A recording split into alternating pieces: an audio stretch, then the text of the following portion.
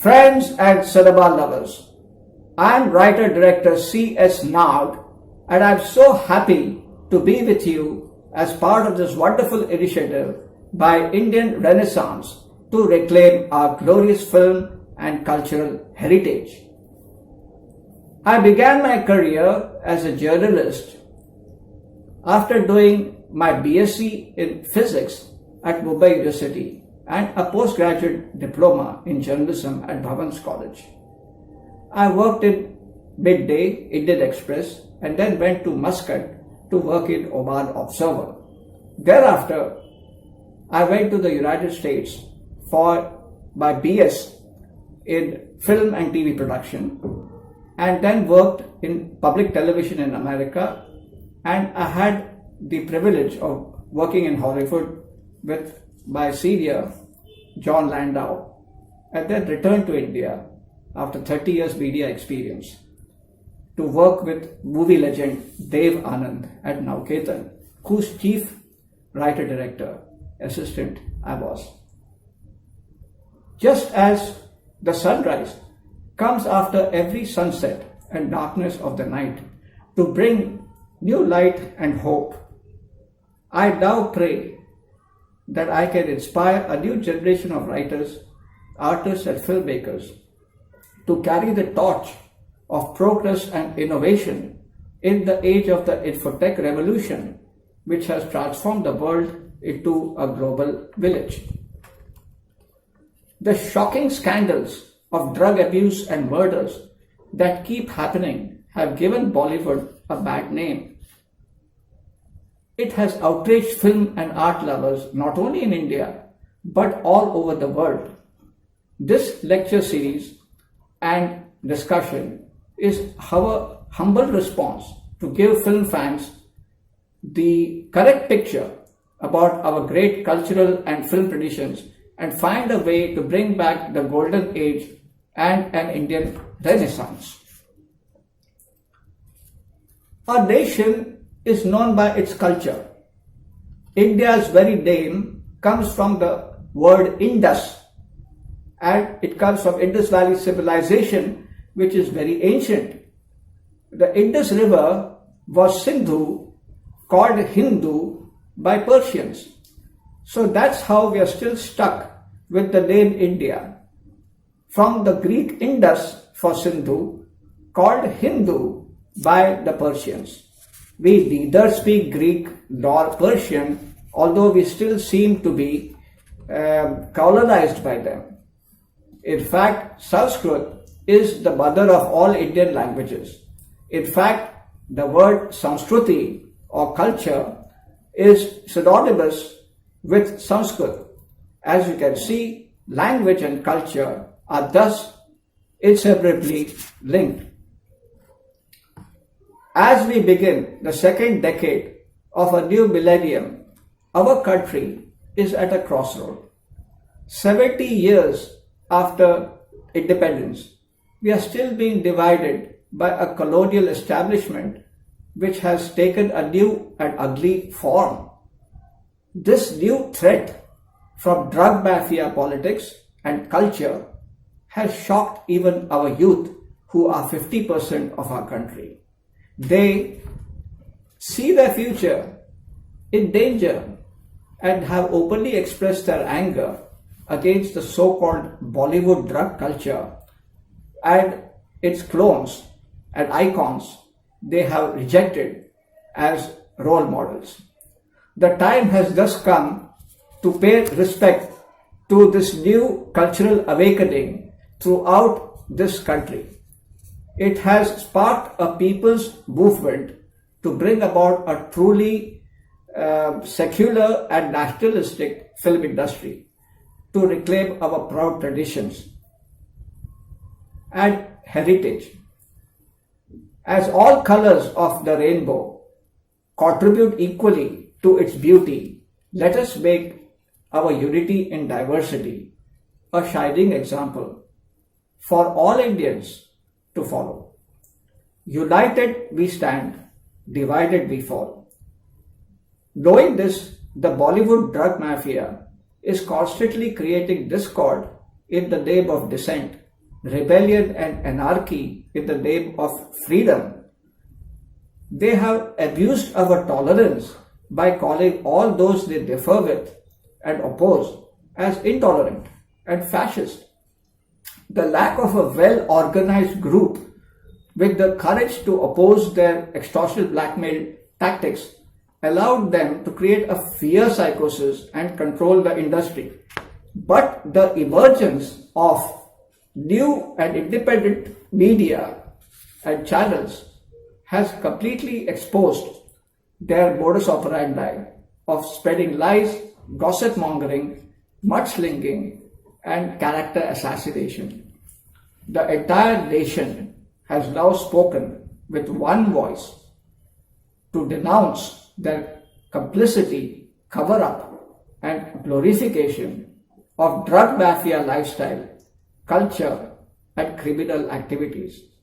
The Bollywood mafia's projection of dangerous criminals like Dawood Ibrahim and Arun Gavli as folk heroes, not to speak of their own bhai logs, has risen like ghosts from past to haunt them. The issue of nepotism, groupism, and cronyism using false ideology to destroy the careers of their more talented competitors by calling them anti-socialist or anti-secular has been exposed. One after another, how the high and mighty, once proclaimed as sultans and movie moguls, have fallen from public esteem and are today abject figures of colonial ridicule. We, the promoters of Indian Renaissance, do not believe in the politics of witch hunting and scapegoating. Playing the blame game and hounding the victims is the trademark of the Bollywood mafia. Indeed, the very reason we have come together under one banner is to create a platform where everyone can speak their mind without fear or favor. To speak the truth and expose the evil lies and the illegalities and criminal practices in the film industry is the freedom given to all citizens by the great Baba Sahib Ambedkar's Constitution. With this in mind, the Indian Renaissance has set the following goals for itself in its charter to bring about a renaissance of our film industry and culture, to provide a free and fair platform to discuss all views, issues and grievances concerning the film industry, to create informed public opinion and action-oriented campaign to bring about a positive change, to enhance public knowledge and appreciation of film history, technology, and aesthetics by providing a forum to reputed actors, writers, filmmakers, and technicians, to provide expert consultancy on all film-related matters through its high-level panel of industry stalwarts and practitioners, to create public awareness campaigns to fight all pernicious evils affecting society and film fraternity like drugs, gender and hate crimes, communalism, ecological degradation, gangsterism, terrorism, etc. And to create an awareness and interface with regulatory authorities with a view to rectify the situation. And lastly, to create special interactive webinars, workshops, trade shows, lectures and film screenings, training programs also for aspiring actors and filmmakers. Indian Renaissance invites all those interested in protecting and preserving our precious film heritage by supporting our campaign to clean up the rotting Bollywood film industry by their active participation in our programs. Remember, united we stand, divided we fall. In our first episode today, I will talk now about the glorious history of Indian cinema. From its earliest beginning to this huge industry, the world's largest it has become today. The first ever picture show was held by the Lumiere brothers, who unveiled their latest invention, the cinematograph, at the Grand Café in Paris in December 28, 1895. Within 6 months, on July 7, 1896, it arrived in Mumbai and had its first screening at the Watson Hotel in the R.B. Davy building in Kala Ghoda. It was announced in the Times of India as, quote unquote, the marvel of the century. It featured films like Arrival of a Train, The Sea Bath, Workers Leaving the Factory, Women and Soldiers on Wheels, and so forth. There were 4 shows per day with 1 rupee ticket. They were reserved boxes for Parda ladies and families. The shows were so successful that other intrepid exhibitors made a beeline to Old Bombay with their contraptions like Stewart's Vitograph, Hughes' Moto Photoscope, Anderson's Andersonoscopograph, competing for space in the city's town hall, drama theatres, and they even pitched tents in the Maidans to hold the shows. By public demand, the foreign exhibitors were forced to include local talent and content. The first films on India in 1897 depicted its scenic grandeur in films like Coconut Fair, Monuments of India, Train Arriving at Bombay Station, and Pune Races. Even color came with the film Can Can, advertised as being, quote, in national colors. They even announced live piano and violin music by European ladies to attract audiences. H.S. Bhatavdekar, a still photographer with a shop near Kennedy Bridge, was among the first Indian pioneers who ordered the Lumiere gadget from London at the price of 21 guineas. He then got 2 well-known wrestlers and shot a reel of their bout. His second film was circus monkeys being trained to do their tricks. In 1901, Bhatavdekar shot the first newsreel event of Dr. R.P. Paranspe getting a civic reception on returning from England as the first Wrangler of Cambridge University. Armed with these hot items, Bhatavdekar went around India doing open air shows. He was later made manager of Capitol Cinema and retired with quite a fortune. Other pioneers like the Sen brothers of Kolkata and J.F. Madan built big empires with their exhibition circuit, extending from Burma to Malaysia, Indonesia and Ceylon, throughout Southeast Asia, with juicy items like Fatima's Dance, Howrah Bridge, Goat Sacrifice, and even Lodge Girls of India. Within 5 years, by 1901, the Daily Show included as many as 25 short films. The technology had improved, with electric light being used and proudly announced.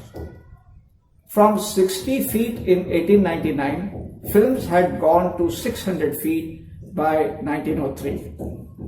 Narrative features began with Life of Christ, Aladdin, and Gulliver. Indian audiences were used to an hour-long feature and were clamoring for Indian characters and subjects. The great moment came on May 18, 1912, when R.G. Torne's Pundalik was shown at the Coronation Theatre in Bombay. The film on a famous saint was shot in a park in Lamington Road by a British cameraman. It had a good response, which shows extended for 2 weeks. Two more films, Savitri and Ramayana, shot by Germans, were exhibited quickly to mixed reviews. But the birth of a truly indigenous Indian film industry began with Dadasaheb Phalke's Raja Harishchandra only in May 3rd of 1913. The film was 3,700 feet or 4 reels in length with a running time of 50 minutes. It was a huge success, earning rupees 32,000 in its first 10 days. It ran for a record 23 days and was re-released to even bigger response in the festival season. When Lord Rama appeared in the film, audiences went euphoric and knelt in prayer in front of the screen. Some threw coins. Phalke became a legend, traveling far and wide by bullock cart with his projector, screen and film. His later films, Lanka Dahan and Krishna Janm, were popular for over a decade. The First World War stimulated Indian business and industry. The Bombay dock expansion and war and time shortages created a black market which put big money in circulation. The nexus of black money with the film industry began with Phalke's Hindustan Films, funded by cotton merchant Jagdish. In Kolkata, Eastern Film Syndicate was started with the aid of a hair oil trader. The foreign films by now found it difficult to cope with Indian competition.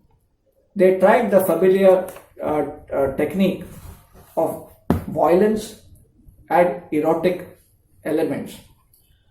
When this failed, they tried to palm off the foreign films as Indian with alluring titles like Avatar and Pearl of the Ganges.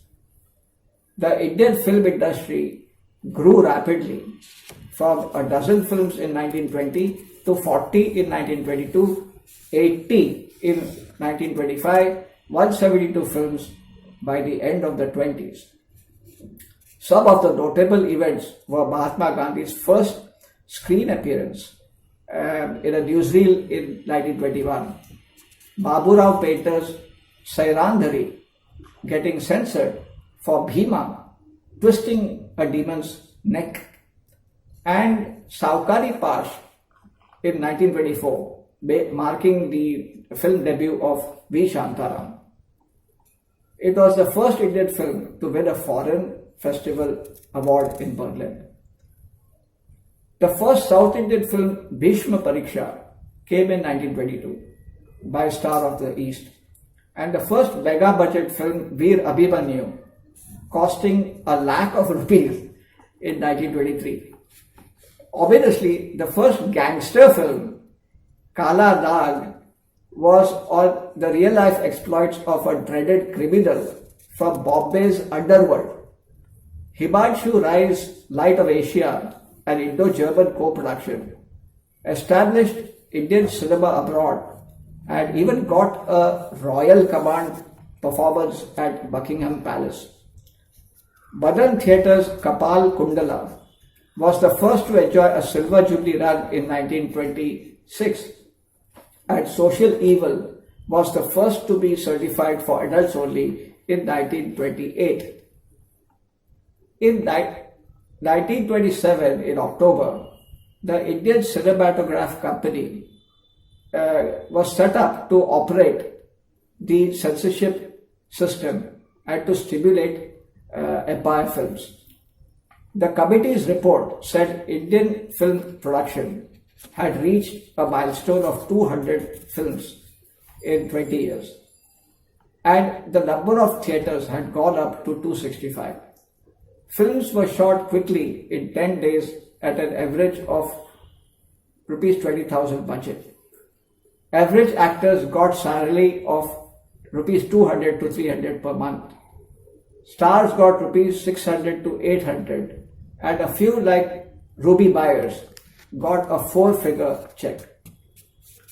For the purist, a disturbing trend was the onset of live music in some theatres and even crude sound effects from the orchestra pit. Some even promoted a narrator to give a running commentary at the top of the voice, even using body language, lewd language, during the fight scenes. Some of the most popular mimics were paid up to rupees 50 per month for their efforts. Another ominous note was the film reviews, which began appearing in newspapers, which were based more on publicity notes sent by the publishers and the producers themselves. A film critic was quoted as saying, "He who pays the piper plays the tune." The silent era itself came to a crashing end in 1929, when Universal's Melody of Love became the first sound feature to be shown in India. The talkie had arrived. And in 1931, Ardeshir Irani, he made Alam Ara, which was announced as India's first all-talking, all-singing and dancing talkie.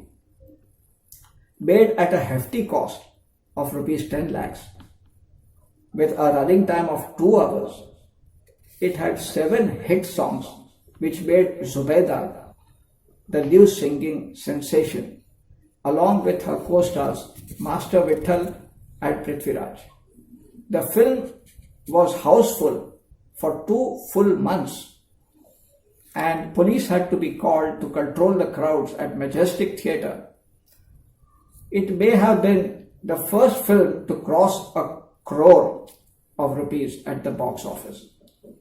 The talkies, however, not only made filmmaking more expensive, but also fragmented the film market because of linguistic differences. The largest chunk of the market became the Hindi-Urdu market in undivided India. It led to the rise of a hybrid Hindu-Muslim culture derived from Punjabi and Parsi-Gujarati theatre. Devika Rani's Bombay Talkies in Malad with Ashok Kumar, B.N. Sarkar's New Theatres in Kolkata with singing legends K.L. Saigal, Kanan Devi, and Shantaram's Prabhat in Pune with Bal Gandharva, Vasant Desai, Durga Khote, and Master Krishna Rao created their own distinctive styles which still resonate today. The New Theatres hit Devdas, which P.C. Barua and Saigal, immortalizing the love-lorn hero, became the most reworked formula in Indian cinema. Golden voiced Saigal was the first superstar and had even more success with Chandidas, Resident and Street Singer, in which his song Babul Bora remains a cult classic till today. Bombay Talkies used foreign technicians like Franz Austin and Devika Rani, was the first diva who launched the careers of major stars like Ashok Kumar, Leela Chitnis, Dilip Kumar and Madhubala. Even Raj Kapoor did a stint as assistant to Amiya Chakravarti before he launched his own mega studio, RK Films.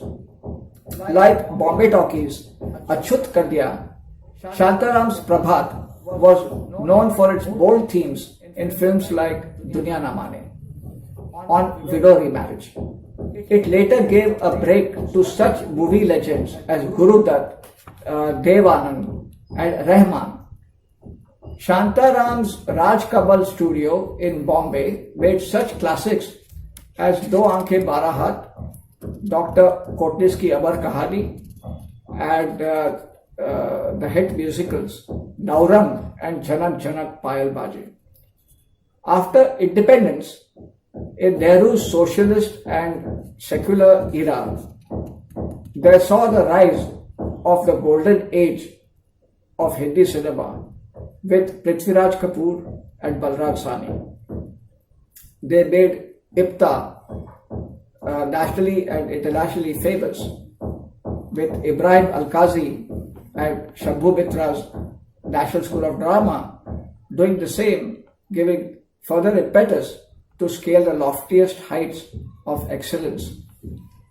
Films like Mehboob Khan's Mother India, Bimal Roy's Do Bigha Zameen, Mitra's Dharti Ke Lal, Guru Dutt's Pyasa won major awards to gain honor for Indian cinema abroad. Dev Anand's Nauketan became a trendsetter for noir romances, and B.R. Chopra and Yash Chopra's brought the age of multi-starers, and Raj Kapoor even won Russian hearts, playing the tramp in hits like Awara, Shri 420, Barsat, and Mera Naam Joker. Sunil Dutt emulated RK's success by mixing action and romance in classics like Mujhe Jeene Do and Reshma Aur Shera.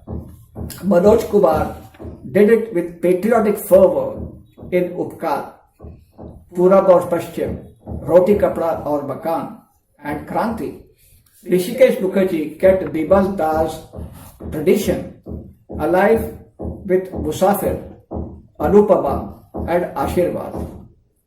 Shakti Sawant mixed social realism and epic romance as superstar Rajesh Khanna surpassed Rajendra Kumar's Jubilee streak in mega hits like Aradhna and Amar Prem, as Hindi cinema's popularity reached new heights.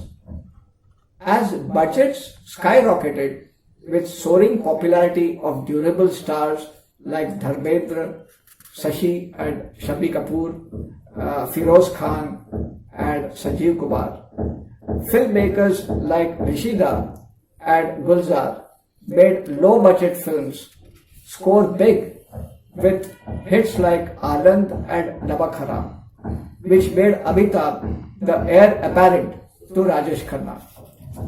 Gulzar kept offbeat films alive with his poetic vision in Mere Apne, Koshish, Mausam and Namkeen.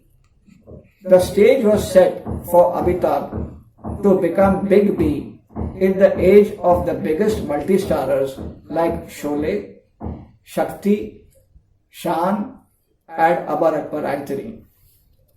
Despite their colossal success, the parallel cinema created its own new wave with high-caliber directors like Shyam Benegal, Basu Chatterjee, Sai Paranspe and Basu Bhattacharya, who made a string of hits with unlikely heroes Nasiruddin Shah, Amol Palekar and Farooq Sheikh in offbeat classics like Manthan, Albert Pinto, Choti Si Baat and Chashme Madur.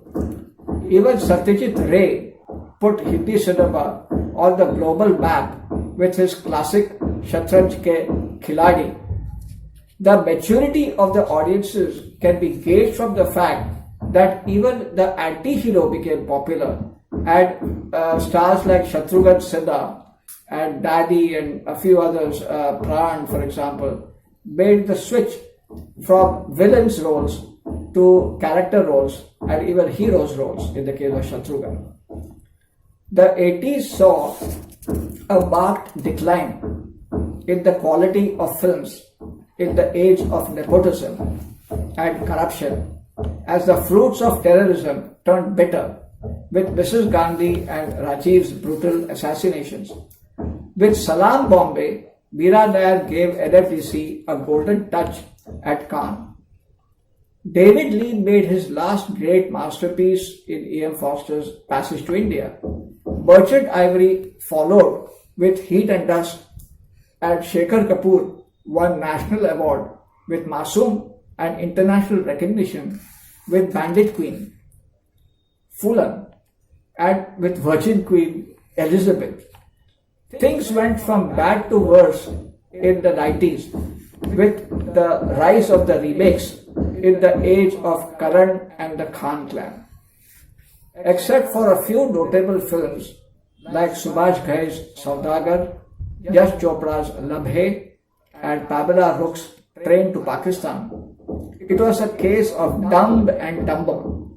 The new millennium showed some promise with Asutosh Govarikar's Lagan and Madhur Bhandarkar's Chandni Bar, Page 3 and Fashion, Ketan Mehta's Bangal Pandey and Sabiha Subar's Khamosh Pani, Raju Hirani's delightful Three Idiots, and Dibakar Banerjee's Khosla Ka Ghosla, Rajat Kapoor's Aankho Dekhi, Shyam Benegal's Welcome to Sajanpur and Well Done Appa, Anurag Kashyap's Black Friday, and Shah Rukh's Chak De India, and Rakesh Roshan's Koi Mil Gaya. So the last decade, however, has seen the complete surrender of Bollywood in a mad rush to become a cheap imitation of Hollywood to grab what crumbs it offers. It began with Danny Boyle's satirical spoof Slumdog Millionaire, which saw the rise of the AIDS poster boy Irfan Khan, their high-tech and SFX special effects agenda to turn Bollywood media into their puppet show with fake news and pseudo-reality shows, political theatre of the absurd, and toilet and tampon peddlers. Hollywood's formula worked like magic. Indian audiences began to reject Bollywood imposters who couldn't match up to the slicker Hollywood product, dubbed in Hindi and regional languages. Mohenjo-daro, they bombed as bad as Jodha Akbar before. Even box office boss Salman went bust with Yuvraj, Sultan, Tube Light, Veer, and even his Hollywood debut film Marigold nosedived, as did Hrithik's Kites, Panipat met its Waterloo, and Amitabh Amir's mega-hyped Thugs of Hindustan became the biggest non-event of the decade, which brought Bollywood to its knees. The decline and fall of Bollywood was complete as one flop followed another, and Hollywood had the last laugh as it scored hit after hit with its sci-fi capers, action thrillers, and superhero franchise. Films like Avengers, Fast and Furious, Jurassic Park, Jurassic World, and Captain Marvel have topped the 200 crore mark easily, and even Disney's kid flicks like Jungle Book and Lion King have hit pay dirt by winning our kids' hearts and minds who have rejected Bollywood sleaze. The real life drama of the ghastly Sushant Singh Rajput and Disha Salian, Jia Khan deaths and murders in murky Tinseltown and its shameful cover-up exposing the complicity of Bollywood bigwigs and poster girls in drug abuse and anarchist mafia politics is the last straw that has broken the faith of Indian fans. They are tired of Dubai's camel traders. Even the deserted IPL has lost its fizz.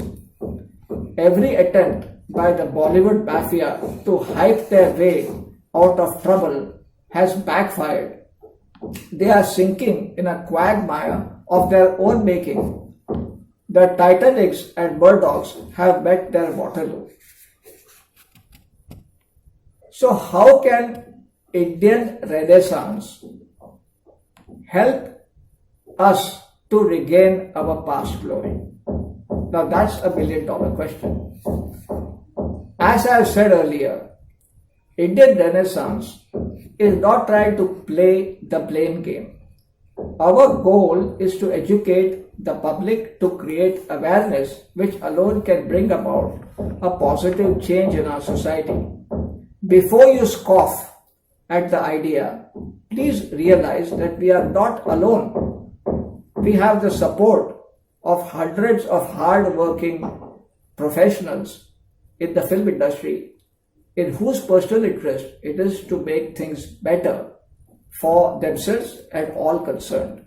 In addition, there are thousands of technicians and crew members whose problems have been ignored for too long. Then there are lakhs of people in film-related media and crores of fans, followers and film buffs whose loyalty and passion can be counted on. Together, we can create enough public pressure and lobby the right agencies to take corrective action. If faith can move mountains, then we can certainly move our fellow citizens in the film industry and the concerned authorities. Together, we can act in the public interest and do the right thing to make our society and country better.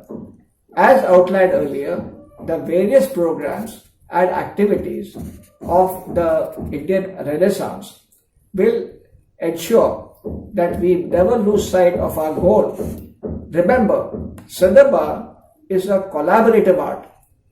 You may have the best ideas, talent and crew, but if you lack discipline and dedication, nothing will work and you will end up in a mess. I am indebted to my teachers in India and America who inspired this spirit in me through their example. Professor Alan Baker, a veteran of British BBC and American NBC, said wisely, "An expert knows how to get the best out of others." Professor Lester Satterthwaite, who was Walt Disney's assistant and right-hand man, and trained Hanna-Barbera, taught me, don't be afraid to say I don't know. Let's try something new. Curiosity is always the mother of all invention. Movie legend Dev Anand, whose chief assistant writer-director I was at Nauketan, said to me, work is worship and a reward in itself. We live in our dreams and memories, but it takes hard work to make it come true. The veteran B.R. Chopra told me, we had a lot of big stars at B.R. Films, but our biggest stars were our writers and creative team. Another Falke Award winner, Shyam Benegal, said, the devil of filmmaking is in the details. The secret for success is team spirit, team spirit, team spirit. So if we work together in this spirit, there is no doubt that we can bring back the golden age of Indian cinema. And remember, it was Plutarch's idea and ideals that inspired the Western Renaissance, and such great men as Shakespeare, Rousseau, and Emerson, among others. Let us not forget that our own great writers and poets like Tagore, Aurobindo, and Bankinda, from Munshi Premchand to Ghalib, from Sahir, Shakil, Shailendra, and Kaifi to Mohan Rakesh, Krishan Chandra, and Rajinder Singh Bedi, Gulzar, and Javed Akhtar. Above all, who can forget the rich secular fabric of our culture woven by such saints and philosophers as Kabir, Nanak, Bhule Shah, Baba Farid, Vivekanand, and Subramanya Bharati. As every dark night yields to the brightness of the dawn, Let us rekindle the spirit of our ancient Indian culture and virtue that has helped us to assimilate all the best influences, even those of our foreign invaders, to create our uniquely Indian culture over a span of several millennia. Let us pass this torch, to a new generation of our country whose youth accounts for more than half of our billion strong population. If our history has taught us anything, it is that those who don't learn from the past mistakes are condemned to repeat it to their own past peril. Let us not make this tragic mistake and work together to safeguard the unity in diversity that makes India so special to the world. Jai Hind.